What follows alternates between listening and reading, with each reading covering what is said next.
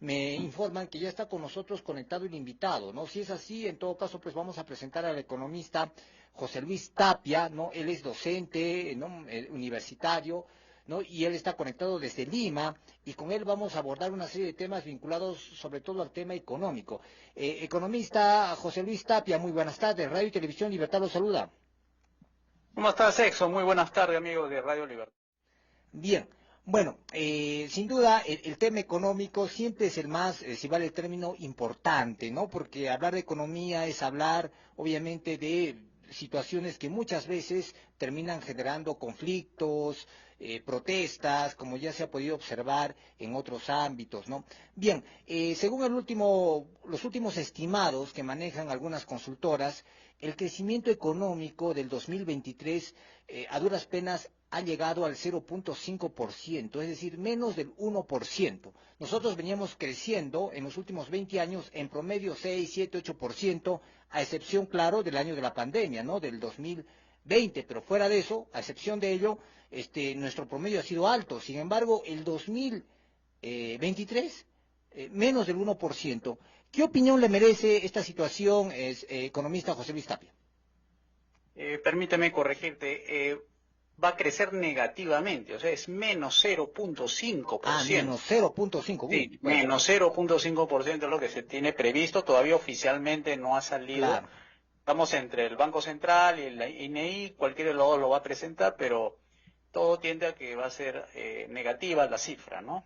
Bueno, el año ha sido malo, por supuesto. Recuerden bien los fenómenos climatológicos que hubo con el fenómeno del Niño a comienzo de año, luego vino la protesta del sur, que atrasó pues claramente muchas inversiones privadas que venían al Perú por el tema minero, pero los rezagos de la protesta es lo que creo yo ha seguido conduciendo a hacer que las expectativas empresariales se vean melladas. Quiere decir que cuando tú tienes una zona pesimista en esas expectativas, las inversiones se retrasan, más aún cuando tienen que contratar personal. Entonces, ahí, aunado a una política monetaria contractiva del Banco Central, hizo que las inversiones y la demanda agregada pues se contrajeran. Entonces, todo ese escenario, si tú lo juntas, te va a dar pues cifras negativas, ¿no? Entonces, ¿qué es lo que se hace en esos casos? Cuando tú tienes un balance general negativo, Ya. normalmente los gobiernos lo que hacen es hacer reformas. Eso es lo que no he hecho. O sea, si tú haces una suma de cosas malas, haces tu balance, ¿no? Tengo un problema climatológico, tengo un problema social y además tengo un problema de inflación. Entonces, normalmente lo que se hace es reformas para ampliar los mercados y no se queden chiquitos, porque tú sabes que en la economía solamente hay cuatro motores, ¿no? Por el lado exportador, por el lado importador, por el lado del gasto y por el lado del consumo. Entonces, en eso radica la ausencia, porque obviamente siempre va a haber fenómeno del niño, eso nunca ha sido algo extraño para nosotros, siempre ha habido fenómeno de la niña. O sea, los eventos de la naturaleza son previsibles. Lo peor de todo es que no se hace trabajos, ¿no? Trabajos de prevención para que la destrucción no sea mayor, etcétera. Entonces no hay que echarle la culpa a la naturaleza. La culpa hay que echarnos a nosotros por no haber tenido buenas políticas. Bien. Bueno, ¿y qué opinión le merece, en todo caso, el desenvolvimiento del del actual ministro de Economía, Alex Contreras, que en un primer momento como que anunció, por lo menos se comentó de que el señor ya iba a renunciar, luego al parecer se retractó, dijo que ya no, en fin, todo eso también de alguna forma incide en el tema de la inseguridad, ¿no? Porque si estamos hablando que para poder crecer económicamente uno de los requisitos es generar un clima de estabilidad, de seguridad, y estamos viendo que en el Ministerio de Economía lo que se está reflejando es una especie de inseguridad porque no sabemos realmente cuál ha sido la razón del por qué se ha dado esos comentarios de la salida o no de este señor Alex Contreras. ¿Qué opinión tiene usted sobre el desenvolvimiento del ministro de Economía en la actualidad? Es un ser milagroso, ¿ah? Lo voy a poner en esos términos. Primero, porque recuerden que a comienzo de año él lanzó un programa que se llama Reactiva, Reactiva 1 y Reactiva 2. ¿Y cuál era la promesa ahí? Era que la economía creciera, ¿ya? Que creciera porque venía también de un año anterior malo. Entonces, el primer semestre no logró eso. O sea, ya se empezó a cuestionar en junio. En junio se sabía que ya las cifras no habían sido las esperadas. Y ahí tuvo un primer intento de lograr algo y fracasó. Entonces ahí va la primera tormenta. Y no le pasó nada. Claro. En la segunda fue cuando admitió él de que la recesión era un hecho, ¿no? Entonces le cayó ahí golpes por todos lados por no haber dicho la verdad en junio, ¿no? Entonces le vino una serie de pedidos de renuncia. Entonces pasa la segunda tormenta y no le pasa nada. La tercera tormenta viene con las microempresas de Gamarra. Les había prometido que en el segundo semestre iban a salir a comprarles una serie de artículos que ellos viven de eso, ¿no? Viven dependientes de lo que hace el Estado. Y piden su cabeza, piden su renuncia y todos ahí enfocados en que iba a responder y sigue con las 25 promesas que eran, yo recuerdo. Y no le pasó nada. Viene una cuarta tormenta. El Tribunal Fiscal, cuyo exministro desde que lo lidera, dijo de que se había incumplido la regla fiscal, que era 2.4 y resulta que ayer salió oficialmente es 2.8. Y que no podía maquillar la cifra porque incluso el banco le había pedido utilidades por adelantado al Banco de la Nación para que esos miles de millones de utilidades sumase a los ingresos del Estado y al final pues debería dar un déficit fiscal menor, pero no logró ese objetivo. De nuevo vienen los demás economistas a fin de año y piden la cabeza de él. Entre ellos hay un congresista muy conocido que está pidiendo de hace un mes aproximadamente.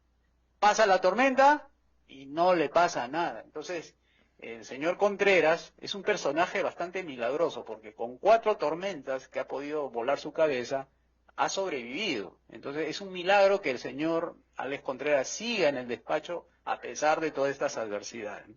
Claro, pero para usted, o sea, técnicamente hablando, ¿el señor ha tenido un desenvolvimiento aceptable o no? No, por supuesto que no. Con todo lo que acaba de decir, obviamente, pues el señor sale jalado, ¿no? Porque ya 4 veces que desaprueba sus propias promesas, que se tiene una nota, pues, muy, muy por debajo. Yo creo que él, por su bien, digamos, dejar bien su apellido, debería renunciar antes que lo renuncie.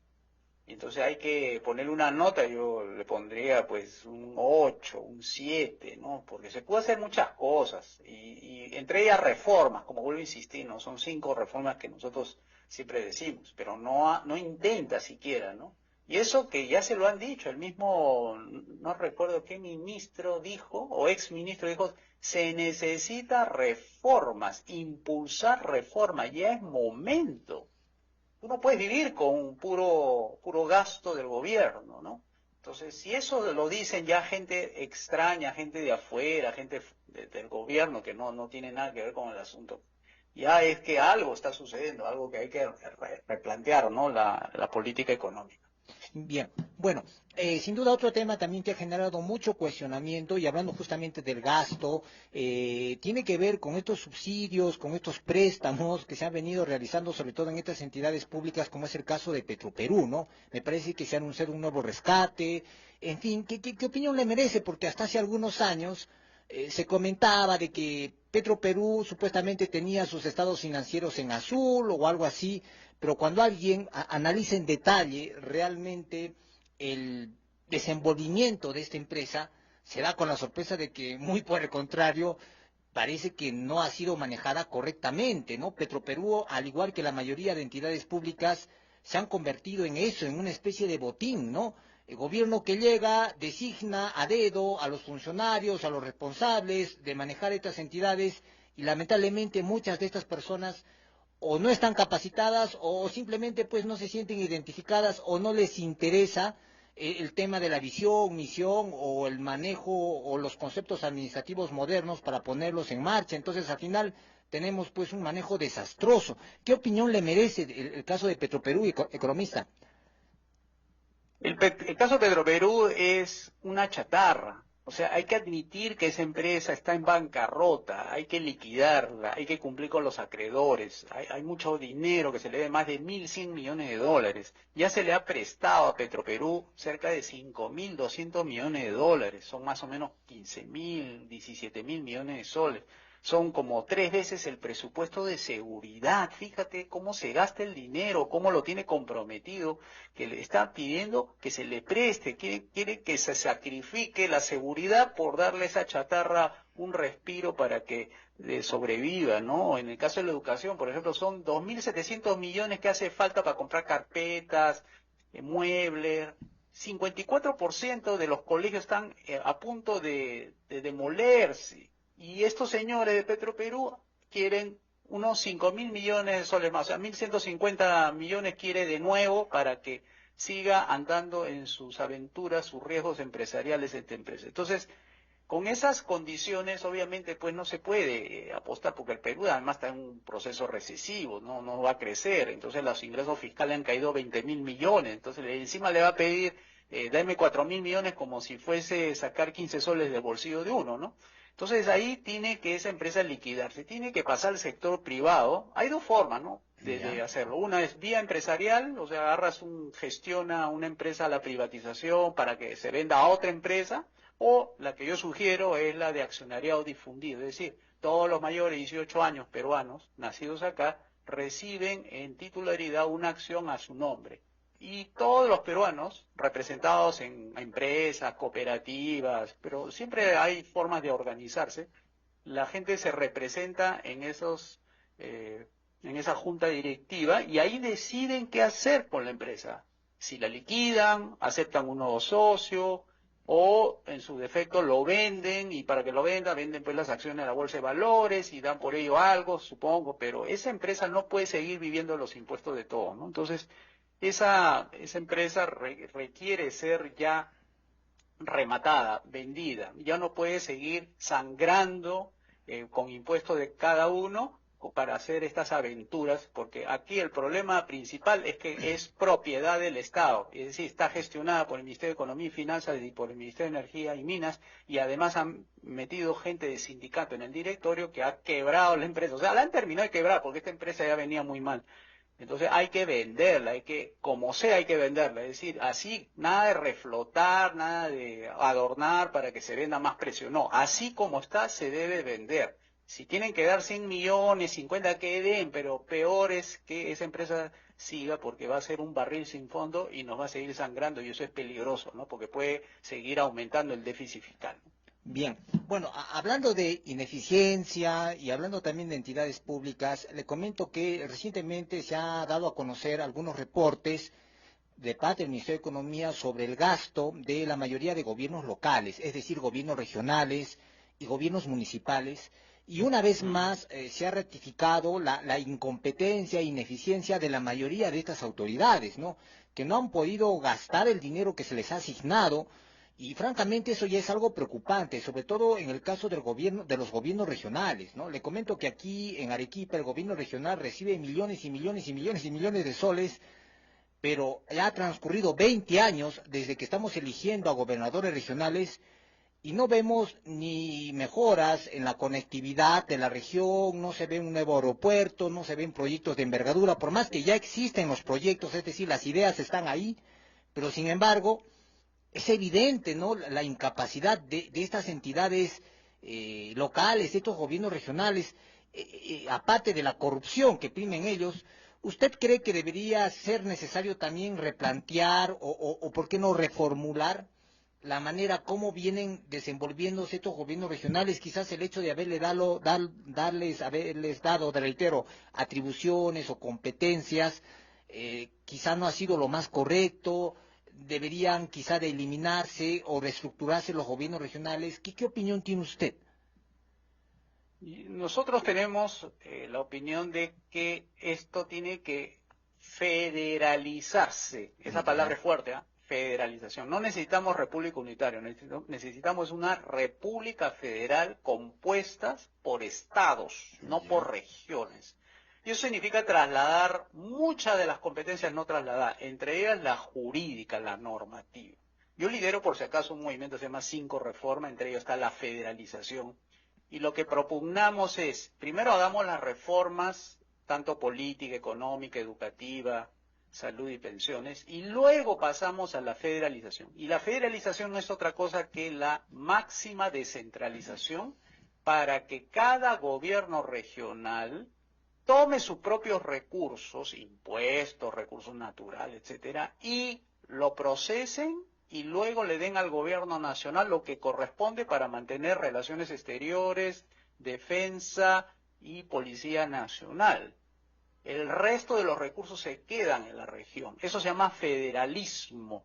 Y eso es muy bueno porque les ayuda a las propias regiones a ser responsables de sus propios actos y no echarle la culpa a la centralización del Estado, o sea, gobierno nacional, y desde la propia región se hace política económica. Es decir, bajas impuestos, abres los mercados, eliminas impuestos, es decir, tienes muchas facultades que ahorita no lo tiene producto de esta centralización limeña, debido a que las competencias para decidir qué hacer con sus propios recursos, etcétera, no lo puede hacer producto de unas leyes malas que le prohíben. Entonces hay que hacer reformas y luego el federalismo para que esta pobre ejecución del 55% de los gobiernos regionales se convierta en el 100%, porque los gobiernos, una vez que se federalizan, toman pocas atribuciones, o sea, no se encargan de todo como hace el Estado central, que no le alcanza el dinero para nada, porque se dedica a hacer muchas cosas, y los gobiernos regionales se dedican a solamente cuestiones de obras de infraestructura, se realizan ornatos, jardines y algunas coordinaciones con la Policía Nacional y tal vez con algo con defensa, pero eso nada más se dedica. La educación, la salud, el deporte queda en sector privado, pero eso se hace previa reformas para que la gente tenga dinero y se lo pague todo en la educación, salud y no tenga que pedirle nada al Estado, ¿no? Bien, bueno, al inicio de la entrevista estuvimos un poco analizando, ¿no? El tema de los factores, las causales que propiciaron de que el crecimiento económico sea negativo en el 2023. Una de ellas obviamente ha tenido que ver con la conflictividad social, con las protestas, sobre todo en algunas regiones del sur de nuestro país. Bueno, le comento lo siguiente, ¿no? Que desde esos hechos lamentables que se dieron hace ya un año, se han seguido convocando a marchas, protestas, en fin, paralizaciones y demás, pero ya el apoyo, si vale el término de la población, no ha sido ya, digamos, considerable, ¿no? Y esto porque se ha entendido de que la mayoría de personas que han convocado o que han promovido estas paralizaciones son personas ideologizadas. O sea, para nadie es un secreto de que, sobre todo en el sur, ¿no? Desde hace años, han ingresado, han penetrado cantidad de personas comunistas, marxistas, socialistas del siglo XXI y demás, provenientes de Chile, de Argentina y de otras zonas. Ellos, en esta parte sur, ¿no? Desde hace años, se han dedicado a hacer escuelas políticas, han incursionado en el ámbito académico, incluso algunos en universidades, son docentes. Lo cierto es que se ha creado toda una corriente, ¿no? Contraria a lo que es el tema del libre mercado, del capital, las inversiones, ¿no? Y eso obviamente también se suma a algunos medios de comunicación radiales, que son conducidos justamente por personas que tienen una clara posición ideológica comunista, antisistema, ¿no? Entonces, todo ello de alguna forma también ha condicionado a que la población, en muchos casos engañada o desinformada, salga a protestar contra las inversiones, porque considera que las inversiones son sinónimo de robo, de aprovechamiento, de explotación, cuando eso no es tanto así. Bueno, lo cierto es que eso ha ido ya bajando, ¿ya? Pero sería muy importante de que partidos políticos, en fin, o personas que ejerzan liderazgos, entiendan esta problemática, porque tenemos aquí, ¿no? un enemigo latente, ¿no? Algo similar ocurrió hace años en Venezuela y en otros países, ¿no? Cuando se dejó como que crecer este tipo de corrientes contrarias al progreso, y al final ya vemos los resultados, ¿no? Dictaduras como la chavista en Venezuela. Entonces, desde su perspectiva, estimado economista Tapia, ¿qué se debería de hacer? por ejemplo, qué rol deberían de cumplir los partidos o los grupos, por ejemplo, liberales, ¿no? Que como bien sabemos, tienen una posición realmente clara, fundamentada, técnica, pero muchas veces no se hacen sentir. Lo que deben hacer es un gran partido político, ¿no? O sea, es la confluencia para fortalecer y hacer que ese partido sea el que interprete las voces de todos aquellos que queremos que un Estado funcione en seguridad, que funcione en la parte de justicia, que haga pistas, jardines, carreteras, que el empleo de las personas suba, que haya oportunidades para hacer negocio, que la gente no se vaya a otro país para prosperar. Para eso se necesita un partido, porque un partido lo que hace es llevar todos esos requerimientos de la gente y lo plasma o a nivel ejecutivo o a nivel legislativo, ¿no? De tal manera de que no lo tenga que hacer ONG, no lo tenga que hacer radio, no lo tenga que hacer movimiento, no lo tenga que hacer frentes, nada, sino un buen partido. Y para eso se necesita pues organizarse, ¿no? Como tú sabes, los partidos, los buenos partidos tienen cuatro dimensiones. La ideológica, o sea, valores, principios, doctrina. La programática, es decir, qué vas a hacer tú con tus ideas por el país. La tercera, ser representativos. Y la cuarta es tener competencias para competir, o sea, para poder ofrecer candidaturas presidenciales, congresales y todo eso. Entonces, eso, por ejemplo, es lo que hace falta a los partidos. Los partidos liberales tendrán ideología, tendrán programa, pero lo que no tienen son la parte, primero, representativa y la última, la electoral. Estas dos están relacionadas con la ley de partidos políticos. Ahí lo que tienen que hacer primero es sacarnos de encima a este señor Salas Arena, que es un problema porque no entiende que los partidos políticos no pueden ser creados por sus preferencias doctrinarias, ¿no? Porque él favorece mucho la creación de nuevos partidos que tienen orientación de izquierda, pero claro, cuando se trata de derecha le pone una serie de problemas, obstáculos, etcétera, observaciones, y no se forman los partidos. Entonces hay que derogar la ley de partidos políticos, que es un problema de organización y de representación, y por eso que los partidos que salen ahora a competir no representan a pocos o a nadie, pero no son verdaderos partidos como he mencionado de esos de cuatro dimensiones. Entonces, hay que derogar la ley de partido político, pero eso pasa para hacer una reforma política. O sea, al Perú le hace falta una reforma política completa, integral, que incluya a justicia, incluya fiscalía, policía, contraloría y una serie de organizaciones de la República, que se va acompañado con otras reformas, que es la económica, la educativa, salud y pensiones, para que esa reforma elimine cualquier posibilidad de que la izquierda tome el poder, tipo Pedro Castillo, que casi nos manda con sendero luminoso a ser prácticamente ser rehenes en el poder de ellos, y evitar que la izquierda tenga pues esa alternancia del poder. Cada cierto tiempo siempre se suben al coche del ganador y desde ahí gobierna, y de ahí tienen tomado pues a la fiscalía, que tú has visto cómo se ha politizado, al igual que una serie de órganos judiciales, ¿no? Que es la politización de la justicia o la judicialización de la política, que es peor, porque ese es el lawfare, es la persecución por medios judiciales a los adversarios políticos. Entonces, eso se cambia desde partidos políticos bien constituidos para que le haga frente a este desorden que existe, la opresión también, y pueda dar una buena defensa. Y entonces así puede surgir la posibilidad que el Perú se vuelva a sus cauces de desarrollo, ¿no? Que eso fue casi en los 90, yo recuerdo que estaba más o menos enrumbado, pero el señor Fujimori no quiso completar la reforma y ahora estamos padeciendo la ausencia de reforma. Claro.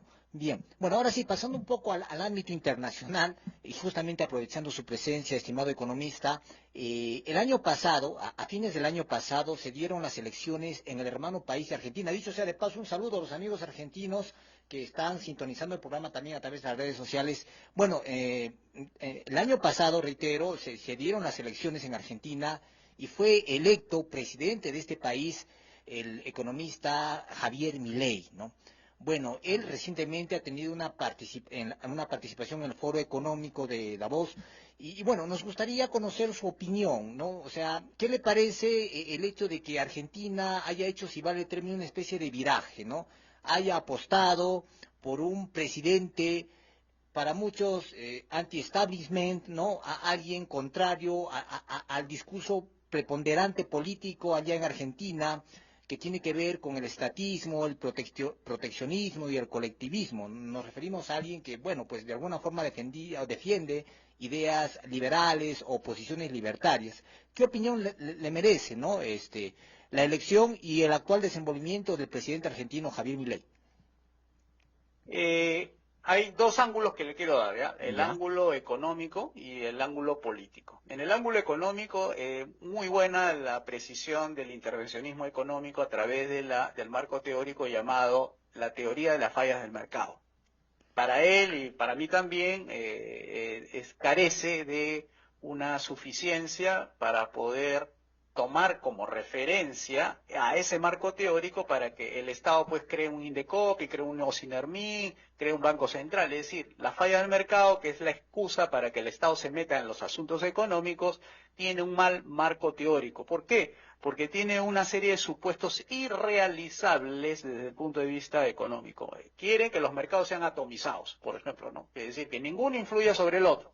Segundo, que ninguno tenga poder de mercado, o sea, que ninguno pueda fijar precios por encima del otro. Tercero, es el peor de todos, ¿no?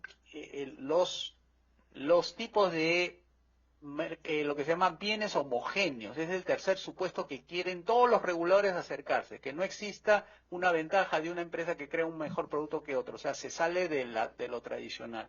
Y por último, quiere que todos en el mercado tengamos información perfecta. Esa teoría de fallos del mercado es lo que se resumiría en competencia imperfecta, que da pase a oligopolios, monopsonios, oligopsonios, externalidades negativas y positivas, y la tercera es la de los bienes públicos. Entonces, como existe esas fallas según el modelo neoclásico, entonces el rol del Estado está en justamente corregir esas fallas, ¿no? E introduce una serie de variables ahí que tienen que ver con regulación, estatización, ¿no? Impuestos y todo eso.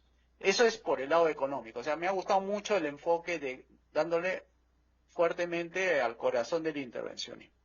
En la parte política, ahí sí ve ausencia de un proyecto político no solamente para Argentina, sino una de alcance continental.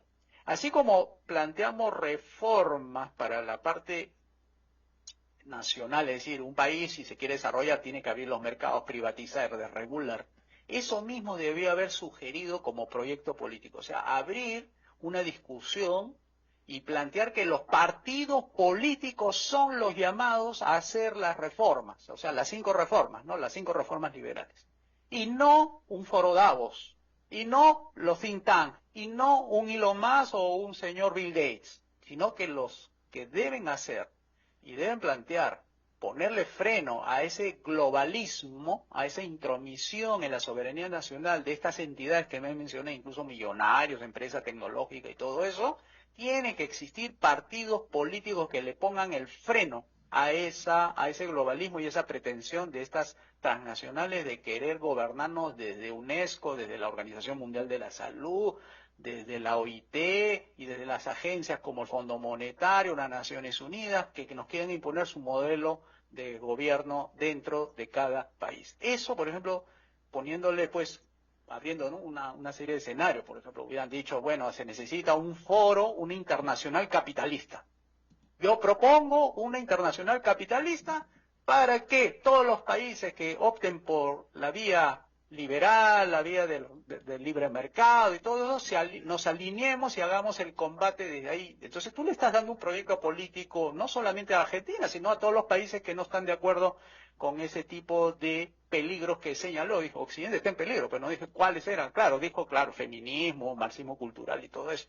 Pero necesitas el vehículo de canalización, ¿cómo se llama eso? Proyecto político para que hagan frente a esas amenazas del globalismo, ¿no? Bien. Bueno, estimado economista José Luis Tapia, ha sido un gusto poder contar con su presencia a través de esa entrevista a la tarde de hoy. No va a ser la primera vez, vamos a tener un contacto más si vale el término, fluido por interno para nuevamente poderlo tener en este tipo de entrevistas virtuales, porque sabemos que usted está desde Lima, ¿no? Y bueno, de esa manera ir conociendo y entendiendo un poquito más, ¿no? El panorama económico y político en nuestro país. En esa línea, ¿tendrá usted algún mensaje final, ¿no? Algún mensaje de despedida para la gran audiencia de Radio y Televisión Libertad? Sí, por supuesto. Muchas gracias a ti y a Radio Libertad por permitirme hablar. Bueno, yo tengo ahí siempre unos comentarios que hacemos con nuestro Movimiento 5 Reforma en TikTok, a las 7 de la noche, en mi cuenta José Luis Tapia Rocha, donde hacemos comentarios de coyuntura e invitar a las personas para el abril 6 del año 2024, Ya. Rosario, Argentina, se va a realizar el 9º Foro Liberal de América Latina. Cualquier contacto que lo hagan a través tuyo para que puedan la gente viajar y en el mismo Argentina le vamos a decir al señor Javier Milei, mire, acá está el proyecto Las 5 Reformas Liberales y este es el liberalismo clásico, ¿no? Bien, muchas gracias, economista Tapia. Bueno, para los amigos que recién se están conectando, acabamos de dialogar con el magíster y economista José Luis Tapia desde la ciudad de Lima. Ahora sí.